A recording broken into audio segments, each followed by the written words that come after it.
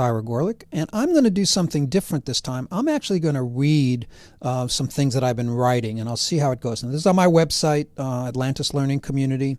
By the way, on this trademark, that just has been approved. That's going to be registered. It passed the cycle, and we're just waiting for the government notice that I can change that to register, which I think is cool. So in terms of learning community, I've been working a lot on the learning community. A couple of people are showing real interest, and I've had some people show some interest, so that's good. I've got a couple of people that seem to be picking this up. So I've been writing on the learning community architecture, and here's what I've gotten. So let me read this. At the time of Ben Franklin, it might have been possible to read all the important books on a particular subject. That is impossible today. There is just too much information within easy reach of everyone. I've read that there's 2.5 billion gigabytes of data generated every day in 2012. And that's a good example we're going to talk about. I don't know if that's a fact or not, but I've read that. It seems like a lot. And then another piece of information is, and about 75% of that data is unstructured, coming from sources such as text, voice, and video. And by the way, we're going to talk about facts and conclusions later, but this is a good example. I know there's a lot of data. Whether 2.5 billion gigabytes is the right amount of data that's generated every day, I haven't a clue. But orders of magnitude, I believe it's that high. And I also believe that 75% of data is unstructured, coming from sources of text. And this is something where if somebody did some research to find that number is too high or too low, obviously we would want to consider it. So this is just data. I'm going to assume these are facts for now, because it doesn't affect my decision or what we're trying to accomplish. So filtering and focusing.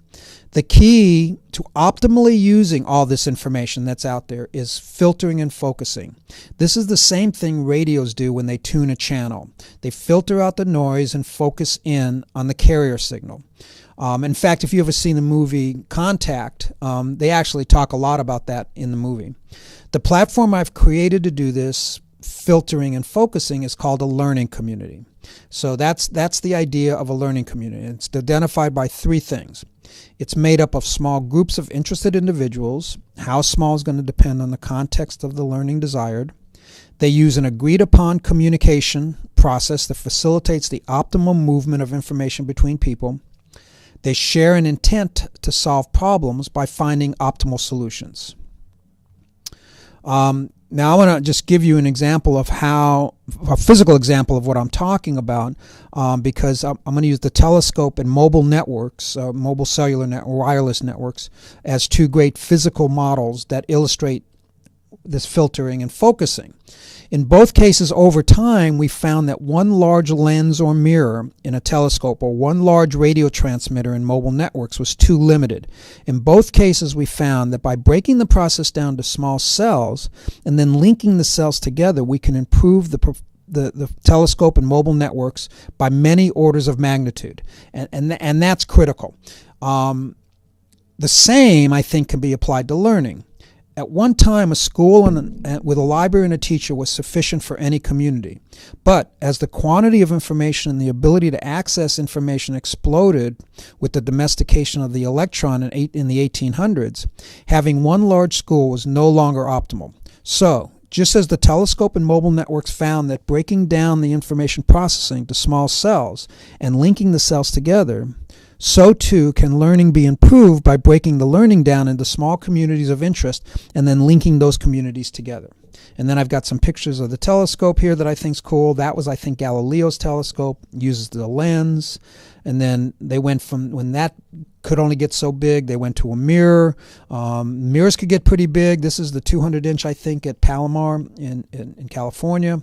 But then eventually they went, and this is the Keck Observatory, they went to tying a bunch of smaller mirrors together. Cellular networks are the same.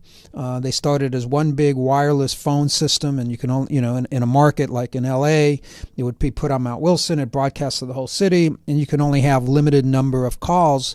But once we took each tower and put it into a cell and reduced the power of the cell, but then found a way to tie the cells together, we were able to actually increase the amount of traffic. So This is a diagram I have of an old story. It's the elephant. The elephant being examined by 4 blind men.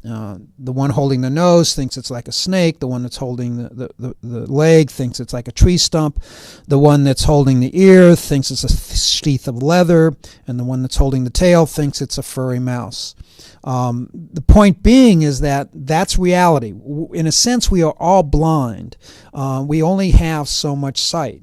So the key here is to recognize that these people should all be saying, well, we know we're blind, so based on what you're experiencing, if we share it, we should be able to paint the picture of an elephant. Okay, so now this is the beauty of the internet. Let me view this page. What had happened is, as I went through this, I decided to make some changes. So here are the changes I made. I added a slide. So I was talking about the blind men, but then I added this slide right here, this slide, where I talk about raw data, generated facts, conclusions, and recommended actions. So I mentioned it up here, data, facts, and conclusions. So what I've done here is refine that a little bit. So when you look at the blind men and the elephant, the action may be to move this thing.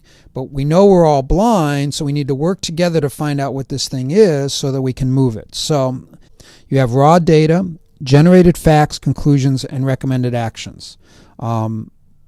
So this process is pretty straightforward. The community captures as much raw data as it can. Individual members of the community study the raw data for facts. The facts are accumulated, and based on those facts, conclusions are drawn with the intent of action. This is somewhat like a funnel, though it's not exactly, because a couple of pieces of raw data can generate a lot of facts and a lot of conclusions. So let me do a couple of modifiers here. The first one is, if no intent to action exists, then the effort should not be made. If you know you're not going to change the way you drive to work, there's no reason to research different ways to drive to work. Now, in reality, we have so many things we need action on that we find more than enough things. So chances are you'll never work on something that needs no action. But I think it needed to be said and actually can require additional discussion on that for people who are working or finding conclusions that just confirm their existing beliefs. But we need to talk about that a little differently. Second one is, there will always be more raw data than you can optimally store and process. So accept that you will not get it all. So that's important. Like right now, there's a lot of data out in the internet that would be helping me here, but I can't get it all. The next three are sort of tied together. Data is objective. The data can be stored as zeros and ones in a computer, and by making multiple copies, you can determine that any particular group of data was the raw data that you had. In other words, if I take a picture and I've got a 20 meg file, I store that file, then if I store it in 3 other places, I can go back and look and make sure that those bits in the first place were the same as the original bits. Facts, however, are somewhat subjective. And we need to talk a lot about that, but that's very important. And so the learning community puts into place mechanisms whereby we can reduce some of that subjectivity. You'll never reduce it all, but there are ways to reduce some of that. And finally, conclusions are totally subjective.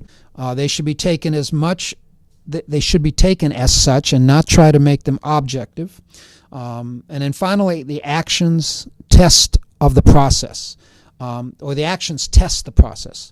If the actions yield the desired result, then the conclusions can be considered valid. However, recognize that I can form a conclusion that yields a result for 5 years, but then all of a sudden could not because things could change. Finally, then, I just want to, and of course I've got a lot more detail, this is a high level.